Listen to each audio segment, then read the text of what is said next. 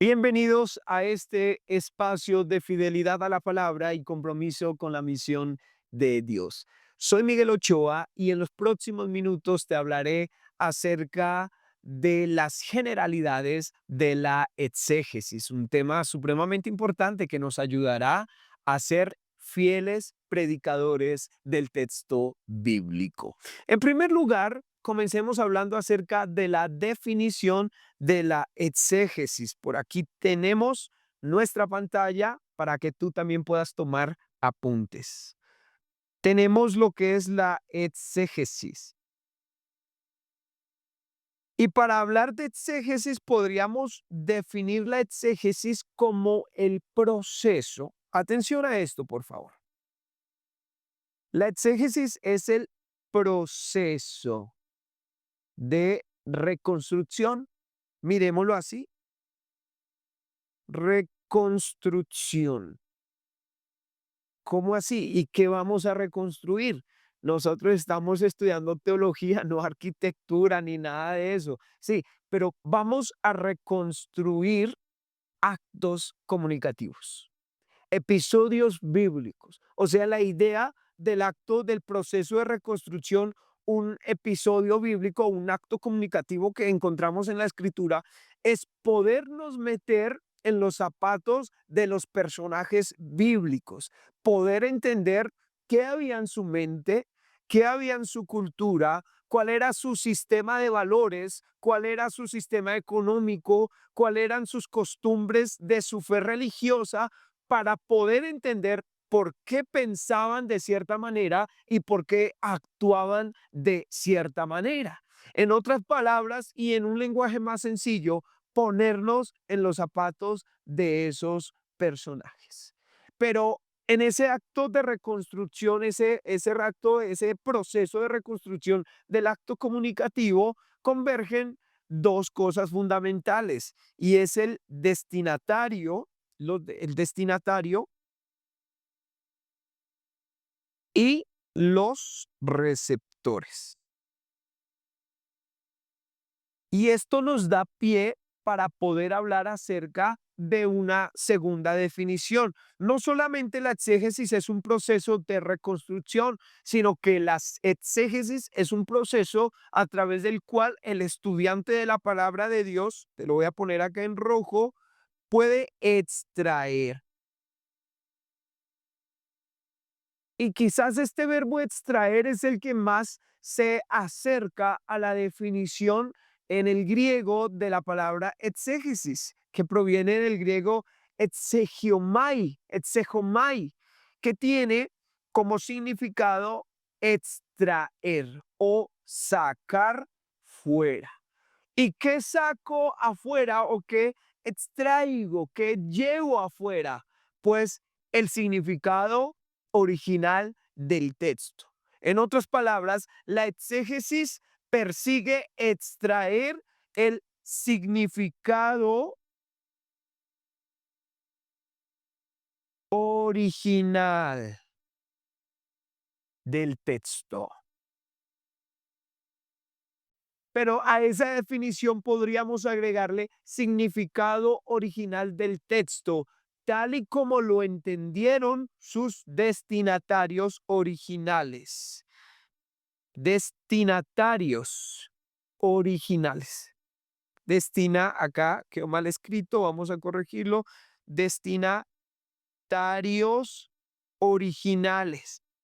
Y ese término originales nos llama la atención en lo siguiente, porque sin duda alguna, nosotros que leemos la Biblia en este caso, nosotros que recibimos la palabra de Dios y que la vamos a leer, tenemos que entender que la Biblia no fue escrita para nosotros. Nosotros no somos los primeros destinatarios de las escrituras. Por ejemplo, cuando tú abres la palabra de Dios, y vas a una carta como la carta a los Gálatas, dice la misma presentación del apóstol Pablo, Pablo apóstol no de hombres ni por hombres, sino por Jesucristo y por Dios, el Padre que lo resucitó de los muertos y todos los hermanos que están conmigo a las iglesias de Galacia. El destinatario de la carta de Gálatas no somos nosotros. Originalmente fueron los hermanos de Galacia. También funciona lo mismo en la carta de los Efesios. Pablo, apóstol de Jesucristo, por la voluntad de Dios, a los santos y fieles en Cristo que están en Éfeso. Los destinatarios eran la iglesia de Éfeso, pero también funciona, por ejemplo, con el Apocalipsis. ¿Qué dice el Apocalipsis? Mira lo que dice. En el versículo 9, en el versículo 4 dice, Juan, autor, dice a las 7 iglesias que están en Asia. Son destinatarios, son esas 7 iglesias. Entonces hay que entender que nosotros no somos los receptores originales de la Biblia. Es por eso que si queremos entender el significado original de las escrituras, necesitamos utilizar la exégesis para meternos en la cultura, en las costumbres, en los modelos culturales, en los modelos económicos, en los modelos religiosos de dichos destinatarios, para que podamos acercarnos por lo menos un poco a la definición del significado original del texto bíblico. Es muy importante por eso la exégesis. Ahora, la exégesis nos orienta a ciertas importancias, ciertas razones por la cual se hace muy importante.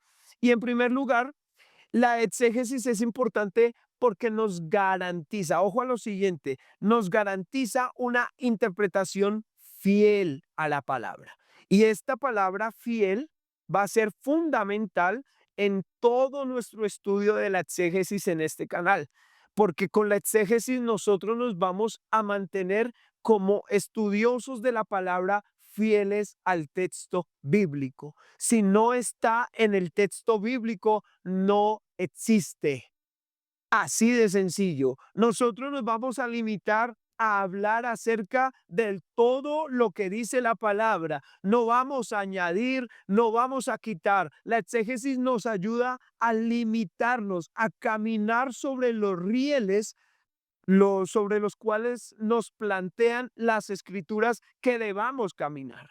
Pero también en la exégesis tendríamos que revisar que existe cierto error que los estudiosos de la teología o de las escrituras lo definen como eisegesis.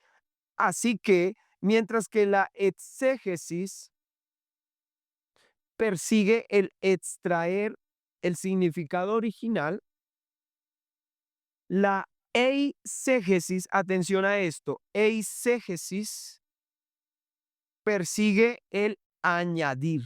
Y esto es importante que lo tengamos en cuenta. En el acto interpretativo, a veces los estudiosos de la palabra tenemos preconceptos, tenemos presaberes, tenemos experiencias que van a limitar nuestra interpretación de las escrituras, van a sesgar nuestra interpretación de las escrituras y va a venir el deseo de añadir. Por eso es que nosotros, siendo fieles predicadores del texto bíblico, tendremos que tener cuidado y siempre estar al pendiente de lo que dice el último capítulo del libro del Apocalipsis. Y esto es algo muy serio. La escritura en la paráfrasis mía dice, maldito el que quite, pero también maldito el que añada a este libro de la revelación. Estamos convencidos que Dios ya reveló o ya inspiró a los santos hombres que escribieron las escrituras todo lo que el ser humano de toda época, de toda cultura necesitaba saber.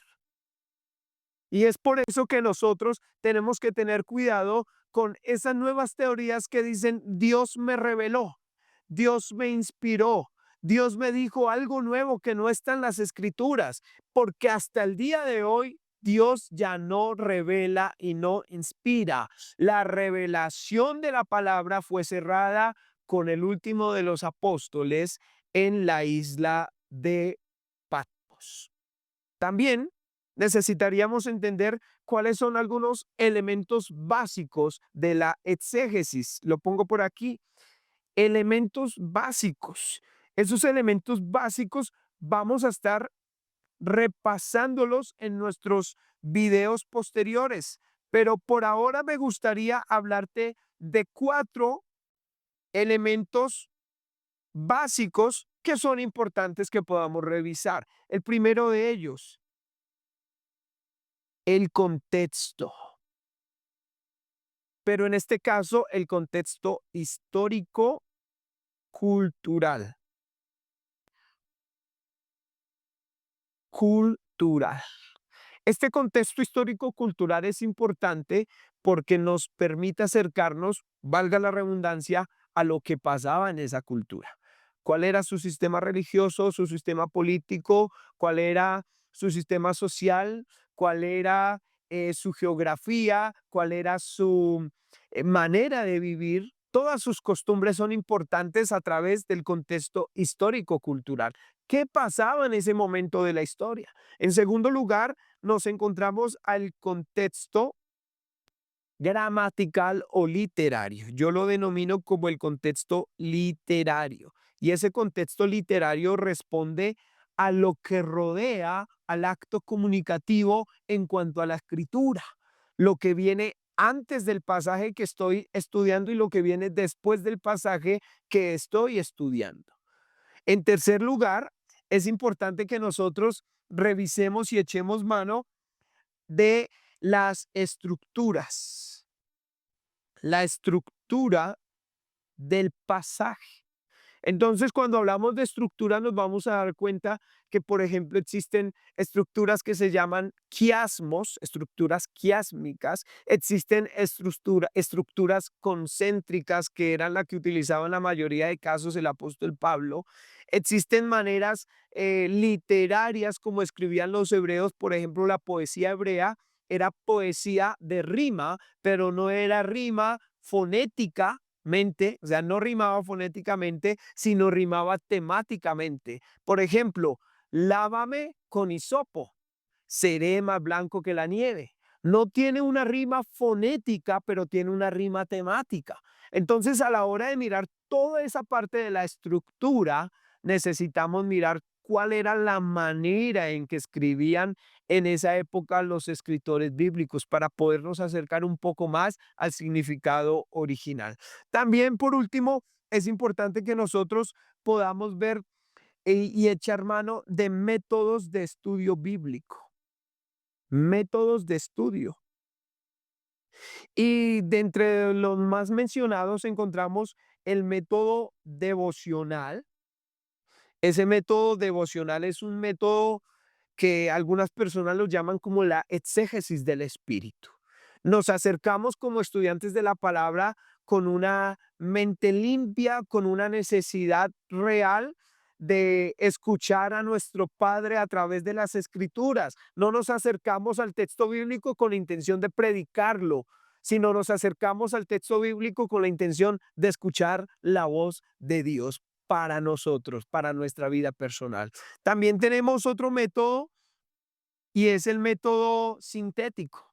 Y el método sintético, como su nombre lo dicta, tiene el objetivo de sintetizar un libro. Entonces, cuando tú sintetizas un libro, puedes agarrar la intención del autor, cuál era el propósito, cuál era la circunstancia del autor, las circunstancias del destinatario, el año, el lugar, lugar del destinatario, etcétera, etcétera. Y ese marco histórico y cultural nos ayudaría para ubicarnos en el porqué de lo sucedido en el acto comunicativo. Por último, tendríamos un método que es el método inductivo. El método inductivo ya no habla del contexto histórico, sino habla acerca del contexto gramatical. Entonces, el contexto gramatical nos va a mostrar las palabras, definición de palabras, las figuras literarias, las palabras en griego que podríamos estudiar o las palabras en hebreo. Y, eso lo dicta pues el Antiguo Testamento o el Nuevo Testamento. Todo lo literario, las figuras, las preguntas amigas, etcétera, etcétera, etcétera. Todo eso entra en el estudio de un método inductivo. Así que de esta manera nosotros podemos acercarnos a un panorama general de lo que es la exégesis. En sí, la exégesis es fundamental para nuestras predicaciones, porque la exégesis es el fundamento sobre el cual nosotros vamos a desarrollar una hermenéutica relevante y una homilética clara. No puede haber hermenéutica sin exégesis, no puede existir. La exégesis da pie, es el trampolín para la hermenéutica. No puede, aunque pasa mucho hoy en día, pero no debería entre nosotros, predicadores fieles al texto, haber homilética sin exégesis. No puede haber. La homilética es lo último en el proceso, pero lo primordial es que nosotros podamos ser fieles al texto bíblico haciendo una exégesis espiritual, pero una exégesis responsable, una exégesis de carácter profesional, sin profesionalizar el púlpito, pero sí dando esa disciplina necesaria a nuestro estudio de la palabra de Dios, de la revelación de ese Dios que nos ha amado. Ha sido un gusto compartir contigo este espacio. Recuerda suscribirte a mi canal para que juntos podamos seguir creciendo de la mano. Mil bendiciones para todos.